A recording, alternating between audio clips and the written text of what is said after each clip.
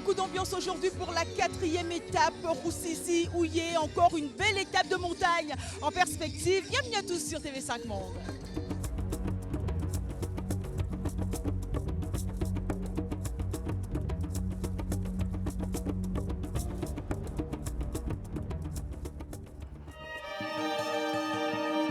Le tour part ce matin de Rusizi, ville frontalière de Bukavu, en République démocratique du Congo. Rusizi, l'un des 3 grands ports lacustres rwandais du lac Kivu, vit de ses activités de pêche et de son tourisme. Nous voulons que le Rwanda se positionne dans plusieurs domaines, le tourisme étant parmi ces domaines ou ces secteurs à développer. Donc le sport, les activités ou les festivités culturelles sont parmi les outils de mobilisation mais aussi de publicité. Ce matin, malgré les sourires affichés, les jambes ont souffert de l'étape de montagne d'hier. Les Camerounais, dont le meilleur au classement général, Clovis Kamzong, est à un peu plus de 20 minutes du maillot jaune, ne peut que confirmer la qualité de cette course. Le niveau est très élevé avec les équipes comme Dimension Gata qui a le maillot jaune qui contrôle la course parce qu'ils prennent les choses en main dès les premiers kilomètres et ils roulent et ils maintiennent le classement jusqu'à la fin. Je pense que le tout avec les équipes rwandaises, l'équipe canadienne, le tout est vraiment très élevé.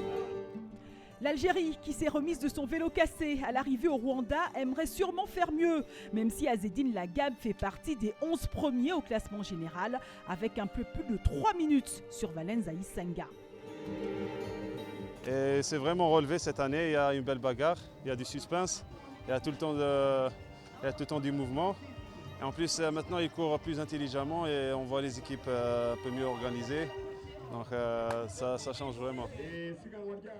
Un niveau très élevé ce matin qui augure encore d'une belle étape de montagne.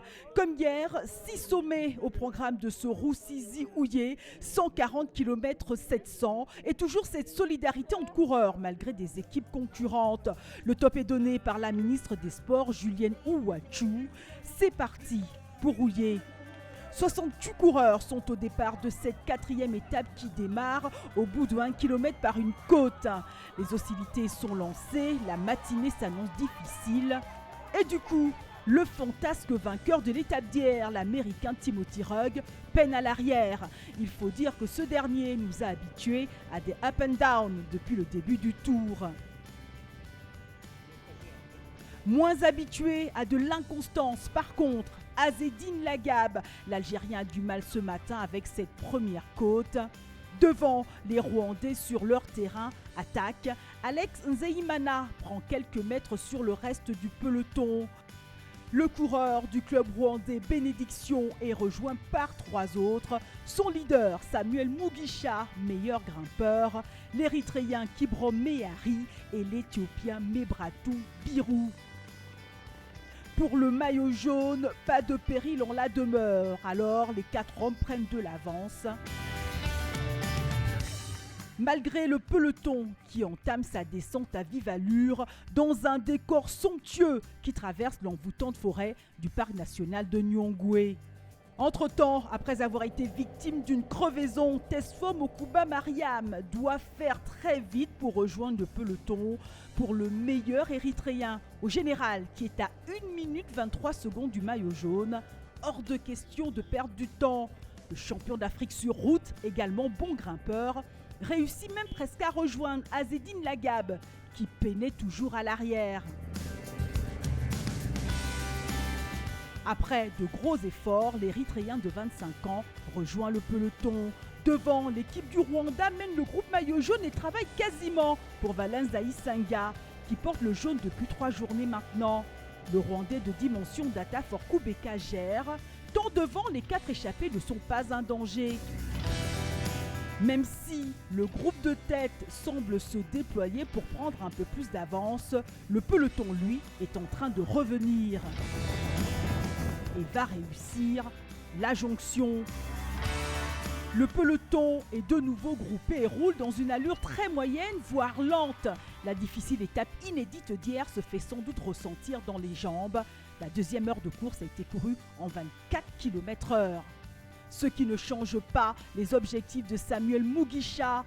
Le jeune Rwandais de 19 ans, qui a fermement décidé que cette année c'est lui qui serait le meilleur grimpeur, continue de remporter en solitaire les différents grands prix de la montagne.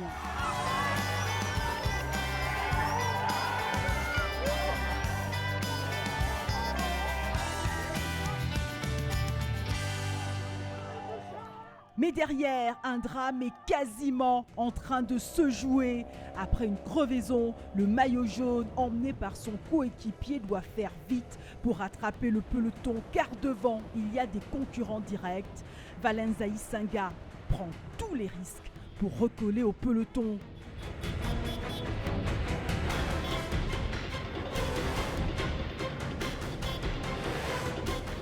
Le maillot jaune réussit à faire la jonction.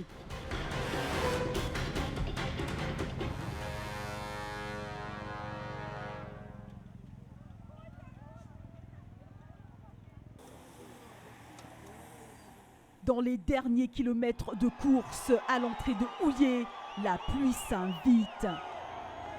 Pour Samuel Mugisha, qui est toujours seul en tête et qui a engrangé tous les points des sommets, comme il nous y est habitué maintenant depuis le début du tour.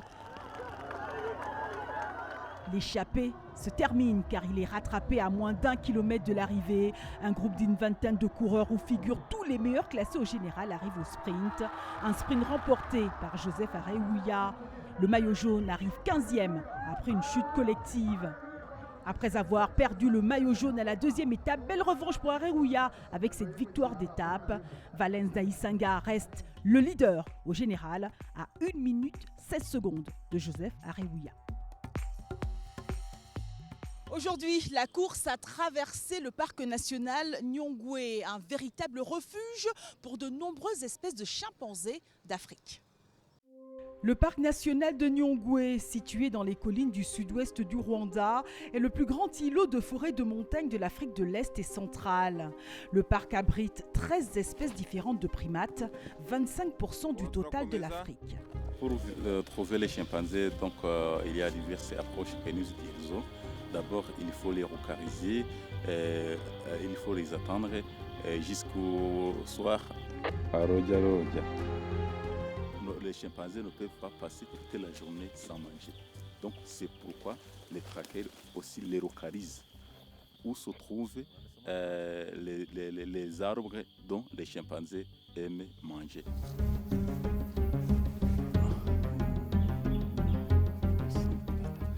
L'arbre est là.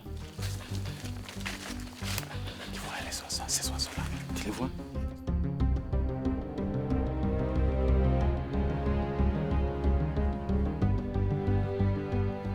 Ici, dans leur communauté, ici, ils sont autour de 30. Donc, comme les fruits sont trop petits, comme vous voyez là-bas, donc ils ont besoin de manger donc, une grande quantité de fruits. Les fruits ne sont pas gros comme les avocats, donc ils ont besoin assez d'état de collecter tous les fruits et pour qu'ils puissent rassasier pendant la journée. Dans la forêt, ça peut vivre jusqu'à 50-53 ans. Ils ne sont pas en voie de disparition, mais ils sont menacés parce que leur habitat est vraiment menacé par la population. Parce que là, beaucoup des aires protégées que nous avons au Rwanda sont entourées par beaucoup de populations. Créé en 2004, le parc couvre une superficie d'environ 970 km² de forêt tropicale, avec des sentiers que partagent souvent les populations et les primates. Le tour continue sur les réseaux sociaux, notre page Facebook, Twitter et sur le compte Pinterest. À demain, salut.